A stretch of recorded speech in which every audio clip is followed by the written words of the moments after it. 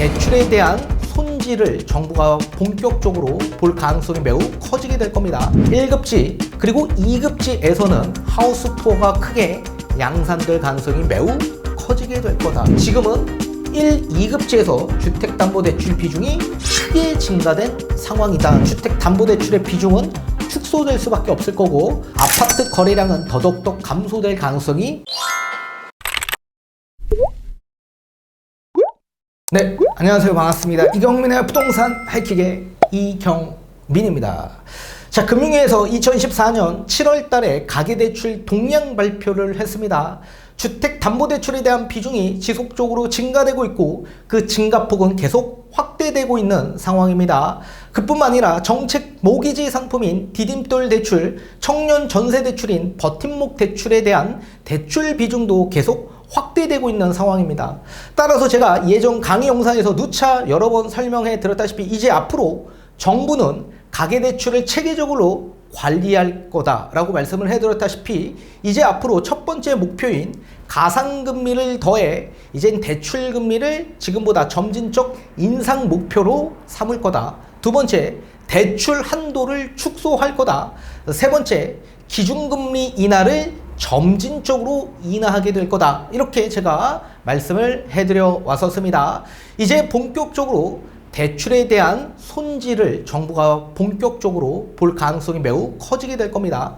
자, 앞으로는 정책 모기지 상품인 디딤돌 대출과 그리고 버팀목 대출에 대한 가상금리가 0.4%까지 인상이 될 예정에 있습니다. 그래서 본격적으로 16일 이후부터 시행이 된다고 합니다. 그리고 1금융권에 대한 주택담보대출에 대한 금리도 지금보다 가상금리가 더해져서 금리가 0.5% 이내로 상승될 가능성이 매우 커지게 되었습니다.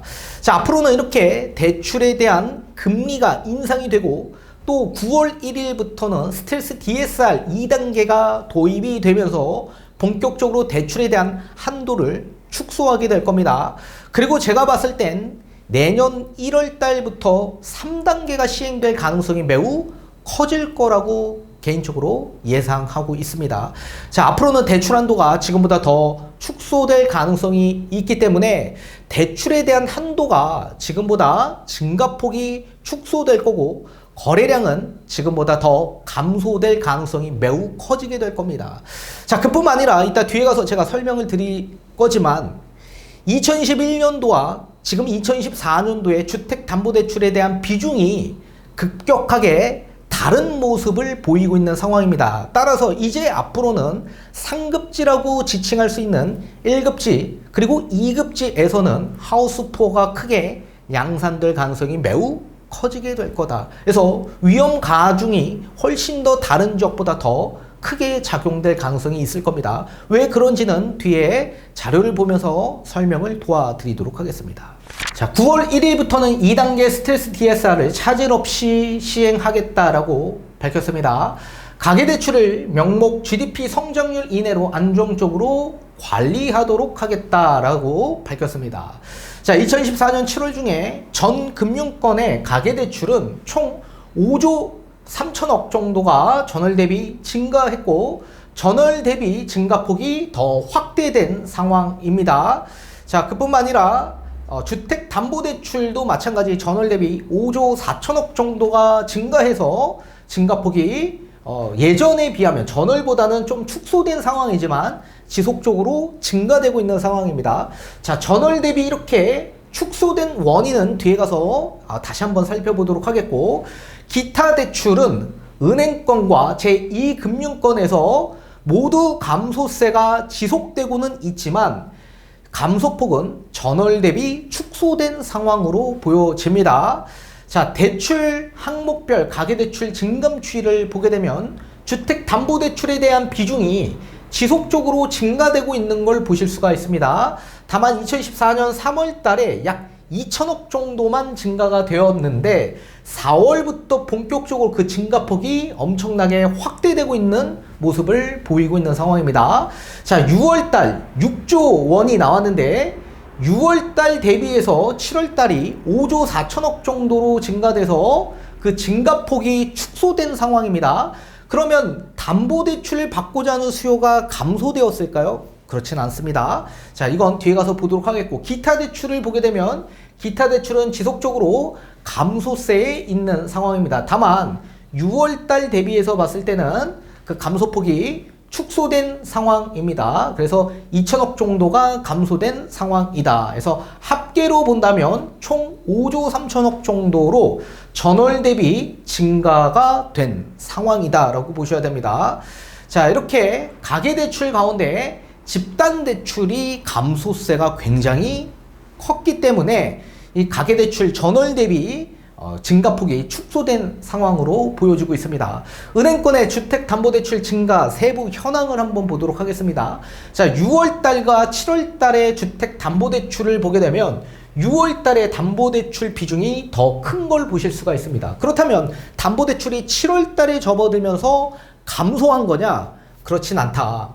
자, 은행 자체적인 담보대출을 보게 되면 총 세부적으로 일반 개별적으로 은행권에서 주택담보대출을 받는 비중을 보게 되면 6월 달에는 4조 9천억 정도를 받았는데 7월 달에는 약 2조 원이 증가된 6조 9천억 정도로 증가되었습니다. 그래서 일반적으로 개별 은행권에 찾아가서 주택담보대출을 받는 수요가 훨씬 더 증가되었다라는 것도 보실 수가 있고, 집값이 그만큼 상승하면서 이렇게 담보대출에 대한 비중도 늘어난 것도 확인할 수가 있었습니다. 자, 다만 전월 대비 그 증가폭이 축소된 가장 큰 원인은 집단대출이 크게 감소되었기 때문에 그렇습니다. 자, 6월 달에 집단대출은 약 1천억 정도가 되었는데 7월 달에 집단대출은 2조 원 정도가 급격하게 감소된 걸 보실 수가 있습니다. 자, 집단대출이라는 건 중도금 대출, 잔금 대출을 이제 지칭할 수가 있는 거죠. 자, 그만큼 분양 물량이 급격히 감소됨에 따라 집단대출 또한 마찬가지 감소한 것으로 보여지고 있습니다. 자, 여기에 전세대출도 마찬가지 6월 달에 1조 원 정도가 감소가 되었고요. 7월 달에는 그 감소폭이 더 확대되었습니다. 1조 2천억 정도가 감소되었다. 그래서 자, 이걸 보게 되면 전세 대출을 받아 전세로 들어가는 수요보다는 전세에서 집값이 상승하니까 일반 대출을 받아 주택담보대출 받고 내 집 마련하는 수요가 훨씬 더 많이 증가되고 있다는 걸 이런 대출의 증가폭을 보면서 우리가 가늠할 수가 있게 되는 겁니다. 자, 그리고 디딤돌 대출과 버팀목 대출, 보금자리론 대출이 있습니다. 자, 우선적으로 이 버팀목 대출이라는 건 청년 전세 대출이라고 보셔야 되는데, 만 19세 이상에서 만 34세 이하에 속해 있는 청년의 전세 보증금의 약 80% 수준에서 2억 원 한도 내로 1에서 2% 초저리 금리로 전세 대출을 해주는 겁니다. 그러니까 대출 금리가 워낙 저렴하기 때문에 버팀목 대출로 들어가고자 하는 청년층들이 굉장히 많이 있는 거죠. 자, 디딤돌 대출이라는 건 주택 구입 자금으로 활용되는 대출입니다.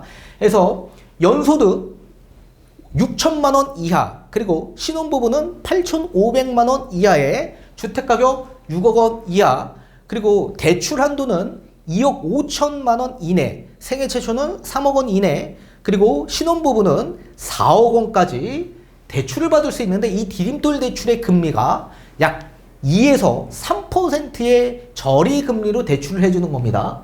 그리고 보금자리론 대출은 연소득이 7천만 원 이하로 조금 더 확대되었고, 신혼부부도 8,500만 원 이하이고, 그리고 주택가격도 똑같이 6억 원 이하의 보금자리 대출을 받을 수 있는 건데, 이 대출 금리가 4% 중반대로 적용이 되고 있기 때문에 디딤돌의 2에서 3%의 저리금리를 받아 내 집 마련하는 수요층들이 훨씬 더 증가되고 있는 상황이다. 그래서 금리가 높은 보금자리론을 좀 기피하기 때문에 이 보금자리 대출은 계속 감소하고 있는 거고요.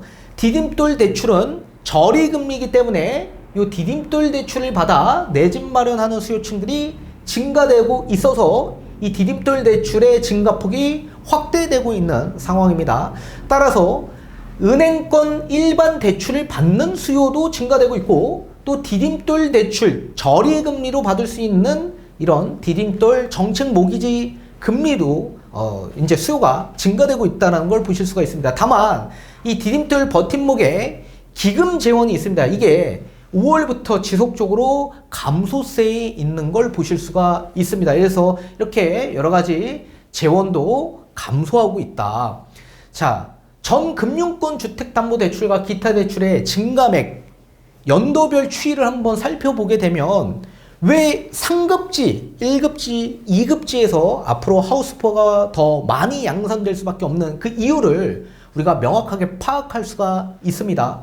자, 보통 우리가 집값이 대세 상승장이라고 했던 2021년도까지의 추이를 보게 되면 이 파란색이 주택담보대출을 받아 매입한 거입니다. 그리고 이 회색은 기타 대출. 이 기타 대출은 신용대출도 있지만 여기에 전세자금 대출도 포함되어 있습니다.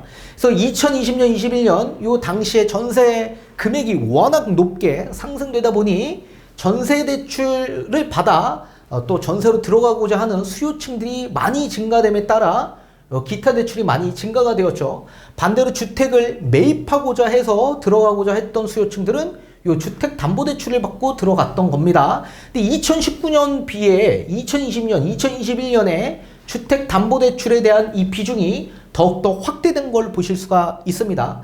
자, 근데 집값이 본격적으로 상승했던 시기는 2020년, 21년에 집값이 폭등했던 시기였죠. 근데 2019년 12월 16일 요 이후부터는 초고가 주택이라고 지칭할 수 있는 15억이 초과되는 아파트는 투기 과열지구 내에서 담보대출이 한 푼 나오지 않았습니다. 따라서 1급제라고 규정할 수 있는 15억이 초과된 아파트에서는 대출을 받지 않고 현금으로 매입하신 분들이 거의 대부분이었다. 그리고 9억 원 초과되는 아파트를 우리는 고가주택이라고 지칭을 합니다. 9억 원이 초과되고 15억 원 이하 되는 그런 중급지 지역 일대의 아파트에서는 담보대출을 받을 수는 있었지만 LTV가 9억 원 이하까지 40%였고 9억 원이 초과되는 부분은 20%를 적용받아 규제가 적용되었던 시기였죠. 또 여기에 LTV는 그렇게 적용이 되었지만 DSR이 40%를 적용받았던 시점이었습니다. 따라서 2021년 7월 이전까지는 투기 과열지구 내에 9억 원이 초과되는 아파트는 전부 다 DSR 40%가 적용됐던 시점이었기 때문에 대출을 그리 많이 받지 못했던 시절이었습니다. 그렇다면 요 당시에 주택담보대출을 받고자 해서 내 집 마련 하셨던 분들의 수요층들을 보게 되면 보통은 서울 외곽지라고 할 수 있는 3급지 지역 일대에서 대부분 이렇게 담보대출을 받고 내 집 마련을 하셨던 시기였다. 따라서 지금 집값 2022년에 하락했던 시점을 보게 되면 1급지, 2급지보다는 우리 서울 외곽 지역이라고 할 수 있는 상급지 지역 일대에서 매도 물량 출회가 훨씬 더 심했던 겁니다. 다주택 매도 물량도 있지만 1주택 담보대출에 대한 비중, 부담이 컸던 수요층들 입장에서 또 매도를 계획하셨던 물건들도 함께 나오면서 매도 물량들이 엄청나게 많이 적체가 됐던 시기였었습니다. 그러면서 집값 하락세가 훨씬 더 가속화됐죠. 따라서 지금도 집값이 아직도 안정권에 접어들지 못한 외곽적 일대 아파트들이 굉장히 많이 있습니다. 자, 그런데 예전과 다르게 지금의 양상은 상급지, 1급지라고 할 수 있는 지역, 2급지라고 할 수 있는 지역 일대에 주택담보대출에 대한 이 비중이 급격하게 증가되고 있는 상황입니다. 보통 2013년 3월 이후부터 주택담보대출의 비중이 증가되기 시작합니다. 그러다가 24년 3월 달에 잠시 감소되고 다시 4월부터 본격적으로 또 증가가 되기 시작했죠. 자, 그런데 지금은 3급지라고 할 수 있는 서울 외곽 쪽 일대에서 집값 상승을 선도한 게 아니라 최상급지라고 할 수 있는 1급지 강남권 지역 일대 그리고 2급지라고 할 수 있는 지역 일대에서 계속 갭을 메우면서 집값 상승을 주도하고 있는 상황이죠. 자, 따라서 본격적으로 집값이 상승됐던 최상급지에서는 대부분 주택담보대출을 이렇게 받아서 상급지 갈아타기를 하던 무주택 수요층들이 또 내 집 마련을 하던 이렇게 계속 담보대출을 이용하면서 매수 행렬이 이어져 가고 있는 상황입니다. 자, 그렇다면 지금 집값이 계속 상승하고 있는 상황에서 담보대출을 이렇게 끌어다가 매입하셨던 분들이 혹여나 만약에 다시 집값이 재차 하락하거나 또는 내수 경기가 악화돼서 경기가 침체되는 현상에 있어 이 대출에 대한 부담이 계속 가중된다라고 한다면 이분들은 이렇게 2020년, 21년에 노도강 이런 서울 외곽적 일대에서 내 집 마련하셨던 분들이 매도를 계획한 것처럼 똑같이 나중에서도 이런 1급지, 2급지에서 매도 물량 출회 현상이 계속 발생될 가능성이 매우 농후할 것으로 보여지고 있습니다. 따라서 예전과 지금 양상이 완전히 달라졌다. 예전에는 3급지에서 이렇게 주택담보대출의 비중이 늘어났던 반면에 지금은 1, 2급지에서 주택담보대출 비중이 크게 증가된 상황이다라고 보셔야 됩니다. 자, 이번에는 1금융권이 아닌 2금융권의 가계대출 한번 보도록 하겠습니다.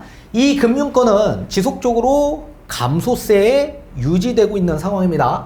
다만 전월 대비 그 감소폭이 크게 축소된 상황이고 여전사와 저축은행 같은 경우에는 오히려 감소해서 증가로 전환된 상황입니다. 자, 업권별 가계대출 증감 추이를 보도록 하겠습니다. 자, 전체 은행권을 보게 되면 자, 7월 달에 5조 5천억 정도로 증가되었습니다. 다만 전월 대비 그 증가폭이 축소된 상황인데 이 축소된 원인은 앞에서 설명드렸었습니다. 집단 대출이 크게 감소되었기 때문에 그렇다. 약 2조 원 정도 감소되었죠. 자, 이 금융권을 따로 보게 되면 지속적으로 감소하고 있는 상황이었죠. 다만 그 감소세가 굉장히 많이 축소된 상황이다. 자, 감소폭이 축소된 가장 큰 원인이 있습니다. 우선적으로 지속적으로 증가되지 못하고 감소했던 원인은 대부분 2금융권에서는 대출금리가 1금융권보다 더 높을 수밖에 없습니다. 그래서 2금융권을 기피하고 1금융권으로 이제 담보대출을 받아 내 집 마련하는 수요가 훨씬 더 증가되었기 때문에 그렇습니다. 자, 그러다가 2024년 2월부터 본격적으로 스트레스 DSR 1단계가 적용이 되는데 1단계는 1금융권의 주택담보대출에 한해서만 스트레스 R이 도입이 되는 겁니다. 그리고 이제 본격적으로 9월부터 2단계가 시행이 되는데 이 2단계부터는 1금융권뿐만 아니라 1금융권의 신용대출 또 여기에 2금융권까지 스트레스 DSR이 도입이 됩니다. 따라서 이 금융권의 스트레스 R 2단계가 도입되기 이전에 이 금융권에서 담보대출을 받고자 하는 수요가 증가되고 있기 때문에 이 감소폭이 이렇게 축소되고 있는 상황이다라고 보셔야 됩니다. 자, 그 가운데서도 보험 그리고 저축은행, 여전사 지역 일대에서는 감소폭이 축소되거나 또는 상승으로 전환된 이런 저축은행, 은행권들이 있다, 금융권들이 있다. 그리고 전 금융권 합계를 보게 되면 전월 대비 5조 3천억 정도로 더 증가하고 있다는 걸 보실 수가 있습니다. 자, 이렇게 1금융, 2금융권에 대한 가계대출 증가율을 보게 되었고 그리고 앞으로 2021년과 다르게 앞으로의 양상을 봤을 땐 이제는 상급지라고 지칭이 되는 1급지, 2급지역 일대 아파트에서는 하우스4가 추후 제가 봤을 때 한 2, 3년 안팎에는 굉장히 크게 부각이 되면서 매스컴을 장식할 가능성이 매우 크게 될 거라고 생각을 합니다. 자, 그리고 앞으로 다가올 수 있는 9월 1일부터 시행되는 스트레스 DSR 2단계가 시행이 된다라고 한다면 이제는 주택담보대출의 그 비중이 확대해서 축소로 이어질 수밖에 없을 것으로 보여지고 있고 거래량도 감소할 가능성이 있을 거다라고 보여집니다. 왜 그런지는 판소를 통해 알려드리도록 하겠습니다. 자, 2024년 9월 1일부터 스트레스 DSR 2단계가 시행이 본격화될 겁니다. 자, 스트레스 DSR이라는 건 뭐냐면 대출 한도를 축소시키는 대출 규제라고 보셔야만 합니다. 그래서 DSR 계산할 때 내가 적용받는 주택담보대출 금리에 추가적으로 스트레스 가상금리를 적용해서 대출 한도를 축소시키는 개념이라고 보셔야 됩니다. 자, 여러분들이 좀 알기 쉽게끔 체감적으로 느끼려면 예시를 좀 드려야 되기 때문에 예시를 한번 드려보도록 하겠습니다. 우선 대출을 받고자 하는 차주가 있는데 연소득이 6천만 원 정도 소득이 발생되는 차주가 있다고 합니다. 여기에 40년 만기에 금리는 3.5% 수준에서 대출을 받고자 하는데, 자, 그렇다면 연 6천만 원의 DSR 40%가 적용이 된다라고 한다면 원리금이 1년에 얼마나 발생이 되는 겁니까? 약 2,400만 원 한도까지 대출이 발생이 되는 거죠. 자, 그렇다면 월로 따지게 되면 월 200만 원 원리금 한도 내에서 대출을 받아야만 한다. 자, 쉽게 예를 들면 월 200만 원 원리금 한도 내로 6천만 원의 DSR 40%를 적용하게 된다면 기존의 DSR 40%에서는 주택담보대출이 약 5억 1,600만 원 한도 내에서 대출이 나온다. 자, 반대로 DSR 40%가 아니라 이제는 스텔스 DSR이라고 했습니다. 이 스텔스 DSR이 적용이 된다고 한다면 담보대출은 얼마나 축소가 될까요? 자, 지금은 1단계가 시행이 됩니다. 그 스텔스 DSR 현재 하한선이 1.5%인데 그 1.5%에서 25%가 미리 선반영되고 있는 상황이고요. 2단계가 시행되는 9월에는 50%를 적용받게 됩니다. 자, 그러면 1.5%에서 50%라고 한다면 스텔스 DSR이 몇 퍼센트 정도가 되죠? 0.75% 정도가 된다. 0.75%. 자, 그렇다면 지금 적용받는 금리가 3.5%이기 때문에 여기에 스트레스 가상금리인 0.75%를 합산하게 된다면 4.25%로 DSR을 계산하게 되는 거죠. 자, 그렇다면 주택담보대출은 얼마가 나오는 걸까요? 자, 주담대가 약 4억 6,100만 원 수준으로 나온다. 4억 6,100만 원. 자, 따라서 기존의 DSR 40%만 적용받았을 때와 스텔스 DSR 50%를 적용받았을 때의 이 주담대의 차이가 약 마이너스 5,500만 원 수준으로 엄청나게 큰 차이를 보인다. 5,500만 원의 추가 자금이 더 필요하다라는 얘기입니다. 만약에 연 6천만 원의 차주가 주택담보대출을 받을 경우, 자, 쉽게 예를 들면 11억짜리 아파트가 있습니다. 상승기 때 이 집값이 11억까지 상승했던 아파트인데 이 아파트가 2022년 이후에 집값이 하락해서 8억까지 집값이 하락했다라고 합니다. 자, 그리고 만약에 DSR 40%를 적용받게 된다면 한도가 얼마 정도 나올까요? 우선적으로 8억에 이제 대부분이 비규제 지역이기 때문에 70%까지 대출 LTV가 나오죠. 그러면 총 5억 6천의 대출이 나올 수 있지만 DSR 40%가 적용이 돼서 연 소득 6천만 원의 차주는 5억 1,600만 원까지 대출이 나온다. 그죠? 자, 그러면 5억 1,000까지 대출이 발생이 된다라고 한다면 실제 내 자본금은 얼마가 필요한 겁니까? 실제 8억짜리 아파트를 사는데 5억 1,000 정도의 담보대출을 받게 된다라고 한다면 자본금은 2억 9천만 원만 있어도 저 11억짜리 8억에 떨어졌을 때 매입할 수 있게 되는 겁니다. 그죠? 자, 그런데 시간이 지나 보니 요 8억짜리가 집값이 반등해서 10억까지 상승되었다라고 합니다.